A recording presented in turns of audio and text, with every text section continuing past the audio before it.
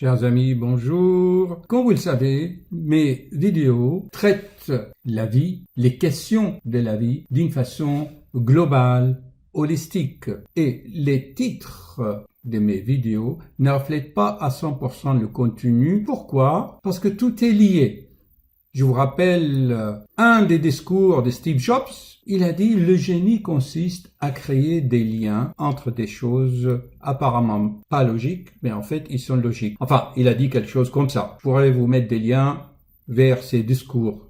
Je suis pas très fan d'Apple et de Steve Jobs, mais cependant, il a joué quand même un rôle quasi historique sur notre planète. Il y a un an environ, j'avais fait une super vidéo. La voilà, c'est la 343. Et déjà, je vous parle de l'effet de l'angoisse, le fait d'être mou, fatigué et de ne pas pouvoir prendre des décisions et comment la posture de l'être humain se modifie en conséquence, et j'avais appelé cela l'être humain se torde comme une corde, vrille sur lui-même, et c'est parfois les genoux qui en prennent. Donc voyez-vous, voilà ce qui t'arrivera si tu prends pas de décision.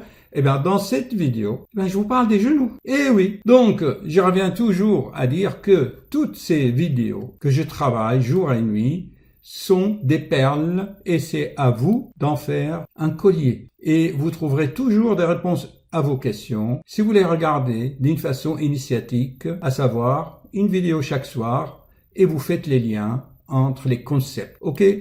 Alors, ce matin, comme d'habitude, en prenant mon petit déjeuner, je regarde un peu les documentaires à la télé. Eh bien, voilà, vous allez voir ce que je vous ai enregistré et j'aimerais bien partager avec vous mes découvertes, comme toujours. Je suis extrêmement content et ça flatte un peu mon ego puisque ce que je dis, eh bien, les autres viennent après moi le dire. Mais moi, intuitivement, eh bien, on le sait déjà.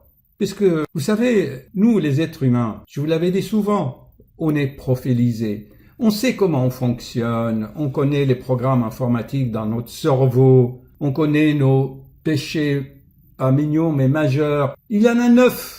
La colère, l'orgueil, la peur, la paresse, l'envie, l'excès dans toute chose, l'envie, la jalousie. Et nous fonctionnons ainsi et chacun entre nous a une petite part ou une grosse part de ces défauts et que nous devons faire le travail sur nous-mêmes pour s'annoblir et s'alléger. Voilà, je vais vous passer donc ce documentaire que j'ai vu et j'espère que vous en tirez le plus bien possible. Ok? Les causes principales, ce sont les traumatismes du genou, les fractures, mais aussi les grosses lésions de ménisque, les ruptures du ligament croisé. Il y a aussi l'hérédité. Alors même si dans l'arthrose, elle a plutôt tendance à toucher les articulations des mains et la colonne vertébrale. Et puis il y a surtout les maladies métaboliques comme le diabète et l'obésité. Et puis certaines maladies articulaires qui s'appellent la chondrocalcinose articulaire ou la polyarthrite rhumatoïde qui vont détruire le cartilage. Alors pourquoi est-ce que le diabète, l'obésité et les maladies cardiovasculaires ont un effet néfaste sur l'articulation? Alors comme vous l'avez vu, le cartilage est blanc. Il est blanc parce qu'il n'est pas vascularisé. Il n'y a pas de globules rouges, donc il est tout blanc. Il n'est pas vascularisé, il n'est pas innervé. Donc, il ne peut pas saigner et il ne peut pas faire mal. En fait, la vascularisation du cartilage, elle se fait par l'os qui est en dessous, par ce qu'on appelle l'os sous-chondral. Or, on sait que le diabète et l'obésité vont avoir tendance à boucher ces petits vaisseaux, ça s'appelle les micro-angiopathies. Et donc, à partir du moment où ces vaisseaux sont bouchés, eh ben, les cellules souches du cartilage vont plus être alimentées.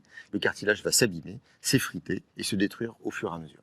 On va parler d'activité physique, mais ça ne va pas permettre au cartilage de se reconstruire une activité physique. Alors non, bien entendu, passé un certain âge et qui est relativement précoce, le cartilage n'est plus capable de repousser.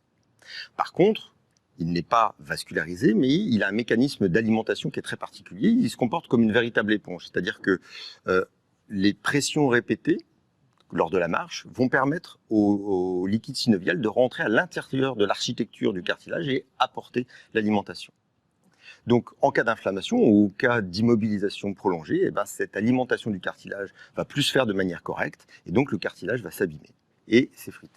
Alors revenons à Ottawa, c'est quoi les activités qui sont préconisées pour les gens qui ont de l'arthrose du genou? Voilà, donc c'est ce qu'on appelle une méta-analyse. On a repris toute la littérature mondiale concernant l'arthrose du genou et on a mis en évidence que les 3 grandes gymnastiques énergétiques globales qui sont le tai chi, le qigong et le hatha yoga améliore très notablement les douleurs et la mobilité articulaire du genou.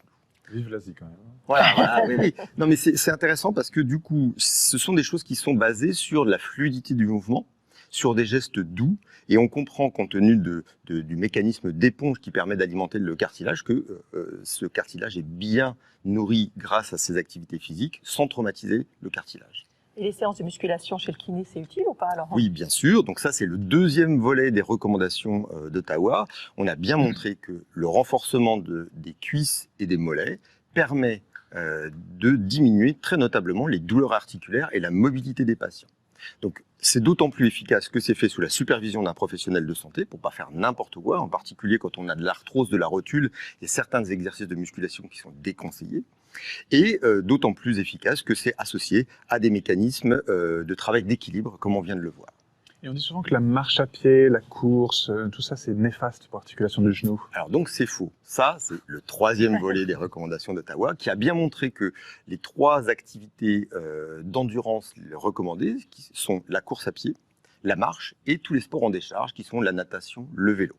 Donc on a montré que sur des séquences d'entraînement de course à pied de 30 à 60 minutes 2 fois par semaine pendant 3 mois, améliore très notablement les douleurs articulaires de genou. Alors, ordonnance sportive quand on souffre d'arthrose du genou. Alors, la première des choses qu'il faut dire, c'est que l'arthrose évolue par poussée. Donc, des fois, ça se tient tranquille et des fois, ça devient très inflammatoire avec un gros genou qui devient gonflé, douloureux. Bon, là, pas de sport, là. Là, pas de sport, bien entendu. On est d'accord. Parce que ça, on sait aussi très bien que si on force dessus, l'activité physique va entretenir des douleurs, voire les aggraver. Donc là, il faut traiter l'inflammation. Logique. On utilise de la glace pour refroidir le genou. On peut être obligé d'utiliser des anti-inflammatoires en crème ou en comprimé. Parfois, il y a un épanchement articulaire qui est très douloureux. À ce moment-là, il faut le ponctionner pour retirer ça. Des fois, on est amené à faire des infiltrations de corticoïdes ou d'acide hyaluronique. En dehors des poussées, on fait quoi? Voilà. Une fois que ça s'est soulagé, donc moi, ce que je vous recommande, la synthèse de cette littérature, c'est de faire de l'activité physique régulière. Alors, à base de gymnastique énergétique, 1 fois par semaine, 30 à 60 minutes. Du sport d'endurance 1 à 2 fois par semaine, 30 à 60 minutes. Et puis du renforcement musculaire, cuisses et mollets, 1 à 2 fois par semaine, 30 à 45 minutes. L'objectif est de faire en gros 120 minutes, donc 2 heures d'activité physique par semaine pendant 2 mois. C'est faisable. C'est faisable. Et une fois qu'on a fait ce traitement d'attaque, il faut stabiliser les choses en faisant 2 entraînements par semaine, au choix parmi les séances dont on a parlé précédemment. Voilà. Donc on ne reste pas à ne rien faire quand on a une arthrose du genou. Voilà, On a bien au contraire. compris. Merci beaucoup. On passe maintenant à In Vivo. Bon, allez, tout va s'arranger. Merci, docteur.